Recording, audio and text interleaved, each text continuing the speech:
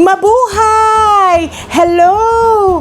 Kamusta kayong lahat? Everybody, welcome to Cucina. Isa na namang Culam ang ating gagawin.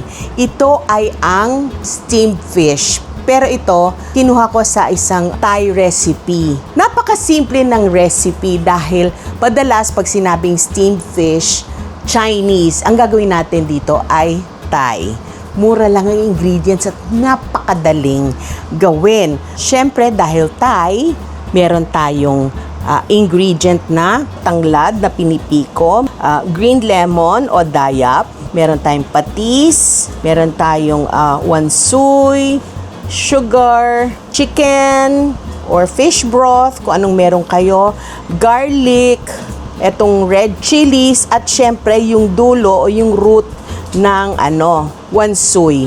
At ang ating star of the show, syempre, ang ating white fish, white pampano. Umpisahan na natin ang proseso ng paggagawa ng ating steamed fish. Okay, so kukuha kayo ng ganito, yung pangpukpok. So ilalagay natin ang dulo ng ating wansoy. Ito yung kanyang dulo. Lilinisin nyo ng maigi. Meron tayong bawang. Gagantuhin natin. Bakit natin ginaganito? Para lumabas ang katas ng bawang at ng ating wansoy root. Okay. Ang susunod natin ay of course ang ating sili. Gusto kasi ng mag-ama ko at saka ng anak ko ng spicy. Kaya this is it. Pansit.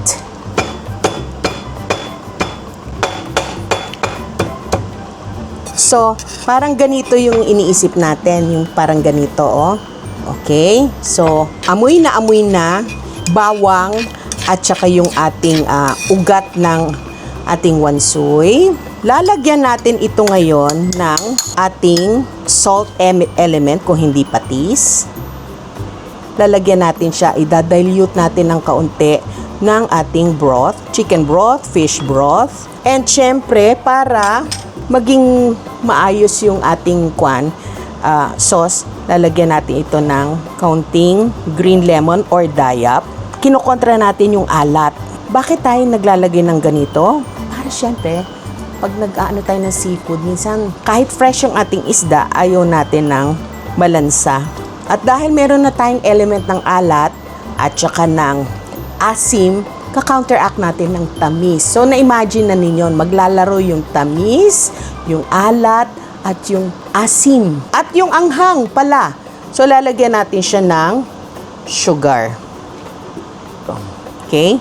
So, ihahalo natin. Antayin natin matunaw ang sugar, tapos tsaka natin siya lalasahan, ha? Tayo ay mag-steam na. Ba't ako umikot? Teka. Anyway, mag-uumpisa na tayong mag-steam. So, ang kailangan natin ay isang steamer. Pag wala kayong steamer, okay din. Kukuha lang kayo ng isang kawaling medyo malaki ang bibig. Tapos, kukuha kayo ng tin foil. Iro-roll nyo, ikukusot ninyo para magkaroon siya ng parang ganong mahaba. Tapos, igaganon mo para magkakaroon na parang bilog, para siyang katol. Tapos, ipapatong ninyo dito, dun sa kumukulong tubig. Pero hindi dapat mauna ito bago yung tubig, baka mapasok kayo. Basta doon ninyo ipapatong yung isi-steam ninyong isda. Siguraduhin lang na hindi lalagpas doon sa ginawa ninyong. Okay, yan. Tapos, ilalagay ninyo itong kung saan ilalagay nyo yung fish. Tapos, tatakpan nyo, yan ang na magsi-steam.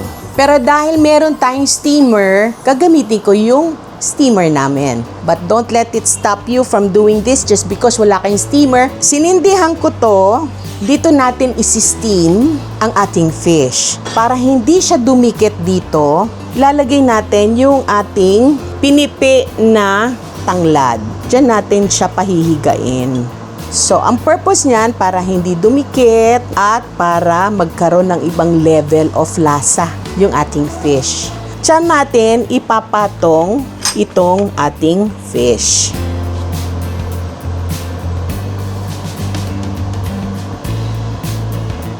Pag kumukulo na yung tubig sa ilalim, yun time na para ilagay ang ating fish. Pero bago natin siya ilalagay, kailangan aasinan muna natin siya. So, both sides, okay? Naasinan ko na yung kabila.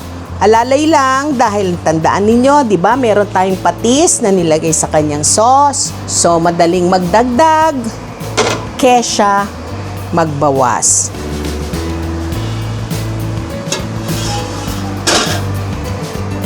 Okay?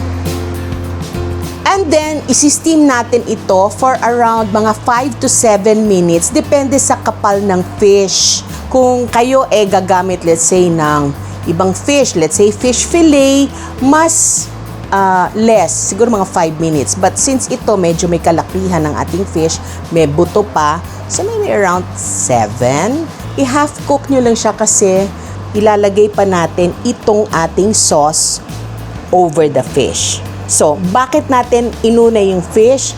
Kasi naglagay tayo ng green lemon. Pag masyadong pinakuluan, ang something as acidic as this, pumapait. Ang hinahabol lang natin yung bango. Kaya inuuna natin yung fish para ma-preserve pa natin yung freshness ng ating green lemon. Check natin, okay? Binigyan ko to mga around 7 minutes kasi medyo malaki siya. So, tutusukin natin ha. O, ayan. Medyo pumapasok na. Nababarahan lang ng buto pero malambot na yung kanyang ano. So, pwede na natin siya ilagay itong ating sauce na ginawa kanina.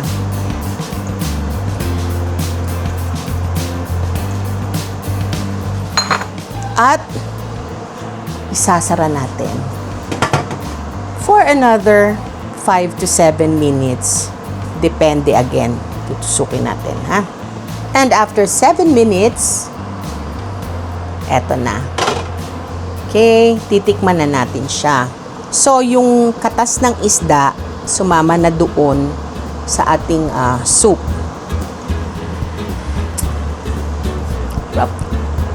Para dun sa mga gusto ng mas matamis pa, remember, medyo nag-cut down ako ng sugar.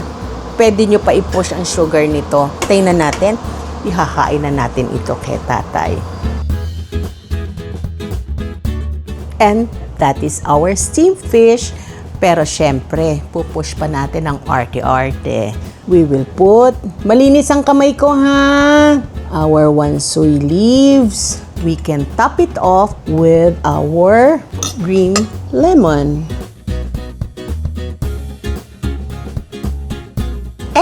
That is our steamed fish with Thai flavorings.